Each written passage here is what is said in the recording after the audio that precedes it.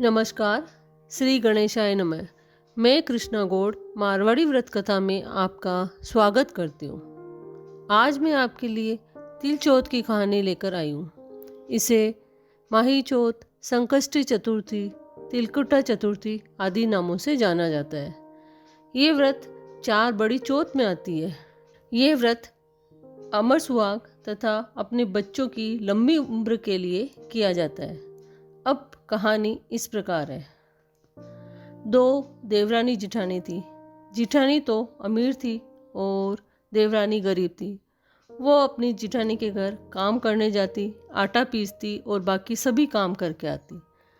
जब आटा पीस जाता तो वह चक्की को कपड़े से पोंछकर कपड़ा घर अपने ले आती और उस कपड़े को धोकर आटा घोलकर पति तथा अपने बच्चों को पिला देती। उसका पति कोई काम नहीं करता था। ऐसे ही देवरानी की जिंदगी चल रही थी। वह गणेश जी को बहुत मानती थी। वह बहुत गणेश जी की भक्त थी। भगवान से हमेशा प्रार्थना करती कि हमारे भी अच्छे दिन आएंगे। एक दिन तिल चतुर्थी का व्रत था। जिठानी के बच्चों ने देवरानी को आटे का कपड़ा ले जाते देख लिया और अपनी माँ से कह दिया कि माँ, चाची अपना आटे का कपड़ा लेकर जा रही है। माँ ने देवरानी से वह आटे का कपड़ा ले जाने से मना कर दिया। जब देवरानी घर गई तो पति ने आटे का पानी मांगा तो उसने अपने पति को सारी बात बता दी और कहा, आज तो मैं आटे का कपड़ा भी नहीं लेकर आई हूँ। पति को बहुत गुस्सा आया और उसने अपनी पत्नी को पाटे से, लकड़ी से मारा। वह रोते रोते सो गई और गणेश जी को याद करने लगी कि मेरे दुख के दिन कब जाएंगे। उस दिन देवरानी के व्रत था, लेकिन पति और उसके बच्चे भी सभी भूखे सो गए। रात को सपने में उसके गणेश जी आए और कहा, क्यों रो रही है? तब देवरानी ने कहा, मैं तो बहुत दुखी हो गई हूँ। आज मेरे पति और बच्चे सभी भूखे सो गए हैं। ऐसी जिंदगी से तो मैं थक गई हूँ। गणेश जी बोले कि आज मैंने तो बहुत सारा तिलकुटा खाया है, मुझे निमटना है। कहाँ निमटूं? देवरानी का ये घर पड़ा है, निमट लो। निमटने के बाद गणेश जी ने पूछा कि अब निमट तो लिया, लेकिन अब पहुँचूं कहाँ? तब देवरानी को बहुत गुस्सा आया और उसने गुस्से में कहा कि मेरे सर के पोंछ लो। गणेश जी ने देवरानी के सर पर पोंछ लिया। सुबह हुई तब देवरानी उठी तो देखा कि पूरा घर हीरे, मोती, सोना, चांदी से जगमगा रहा था और सर पर भी हीरे मोती चमक रहे थे। वह समझ गई कि ये सब कृपा गणेश जी की है। देवरानी जिठानी के घर काम करने के लिए नहीं गई।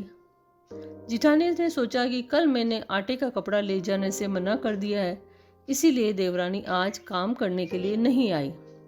जिठानी ने अपने बच्चों को कहा कि जाओ, चाची को बुलाकर ले आओ। बच्चे जब चाची को बुलाने के लिए गए तो चाची हीरे मोती सारा सामान बटोरने में लगी हुई थी। बच्चे वापस आकर अपनी माँ को कहे कि चाची तो हीरे मोती चांदी जमा कर रही है। जिठानी को अचंभा हुआ कि इतना सोना चांदी उसके पास कहाँ से आया। वह भागी भागी देखने के लिए आती है। देवरानी से पूछती है कि तुम्हारे पास इतना धन कैसे हो गया? तब देवरानी रात के सपने की पूरी बात बताती है। दूसरे दिन जिठानी अपने पति से कहती है कि मुझे भी आप पाटे से, लकड़ी से मारिए। पति कहता है कि तेरे पास तो धन जायदाद की कोई कमी नहीं है, क्यों मुझसे मार खा रही है? लेकिन वह नहीं मानी। पति ने जिठानी की पाटे से पिटाई कर दी। रात को गणेश जी उसके सपने में आए और बोले कि मुझे निमटना है। वह बोली, देवरानी के तो छोटा सा घर था, मेरे तो बहुत बड़ा घर है, हर जगह निमट लो। फिर गणेश जी ने पूछा, निमट तो लिया, कि अब पहुँचूं कहाँ? तब उसने अपना सर नीचे करके कहा, यहाँ पहुँच लो। सुबह उठी तो जिठानी देखा कि पूरा घर गंदा पड़ा है। सर में भी गंदगी हो गई है, पूरे घर में बदबू फैल गई है। वह भागी भागी देवरानी के पास जाकर चिल्लाने लगी कि तूने कोई टोटका किया है, इसलिए मेरे घर में इतनी गंदगी हो गई और तेरे धन जायदाद। तभी गणेश जी प्रकट हो गए और कहा, ये तो भोली भाली थी और तूने लालच के मारे सब कुछ किया है। तूने इसकी सारी संपत्ति भी हड़प कर ली। जिठानी गणेश जी के हाथ जोड़ती है कि गणेश जी ये माया आप समेटिए। तब गणेश जी कहते हैं आधा धन तू देवरानी को दे। जिठानी आधा धन जिठानी देवरानी को दे देती है। गणेश जी सब कुछ पहले जैसे कर देते हैं और जिठानी और देवरानी के दोनों को धन जायदाद हो जाती है। हे चौथ माता, हे गणेश जी, जैसे देवरानी को दिया वैसे सबको देना और जैसे जिठानी को दिया वैसे किसी को मत देना।